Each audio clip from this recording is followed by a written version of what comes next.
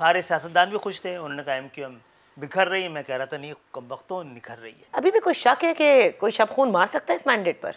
इसलिए तो रहता है ना कि हमने तो अपना तर्ज सियासत नहीं तब्दील किया ना, तरीका भी तब्दील नहीं किया है, लोग भी उसी तरह के हैं, बात भी वही कर रहे हैं, तो सूट तो नहीं करती है, लेकिन इस वक्त मजबूरी है, ये सबको पता है। किसकी मजबूरी है? सबकी मजबूरी है, मुल्क की मजबूरी है, मईशत की मजबूरी है, माशरत की मजबूरी है, तरक्की की मजबूरी है, तामीर की मजबूरी है। ये शहर चलता है तो मुल्क पलता है। आज और हमारे बगैर हमारे लग रहा है कि जैसे ब्लेसिंग इन डिस्गाइज होती है ना, वो हो गई है। हो गई है इंशाल्लाह, ये गुजर गई इस पूरे मरहले से।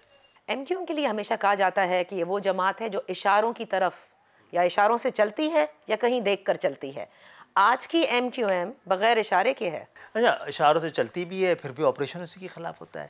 इशारों से चलती भी है, इलेक्शन में उसको हराया जाता है। कमाल ही है ना यार। लेकिन 2018 में जिन पर आप इल्ज़ाम लगा रहे थे, मजबूरी में आपको भेजा गया ना कि जाएं और इत्तेहाद करें PTI से। ऐसा नहीं है। PTI तो हमारे लिए फिर भी तीसरा ऑप्शन थी ना, बाकियों से तो आजमा चुके थे। जिन्होंने मैंडेट किया उनसे आप क्यों मिलके बैठेंगे? मैंडेट के वक्त वो हुकूमत में नहीं थे, वो जो कुछ हुआ उसके बेनिफिशियरी थे, उन्होंने किया नहीं था। करने वालों के साथ बैठ चुके हैं हम तो। हमारे अपनी ज़ात से बड़े वाले मसाइल हैं और मकासद हैं, मिलेंगे। तो दुश्मन के साथ फोर्स मैरिज नहीं है आपकी? नहीं, कोई किसी की बात की हिम्मत नहीं है फोर्स मैरिज की।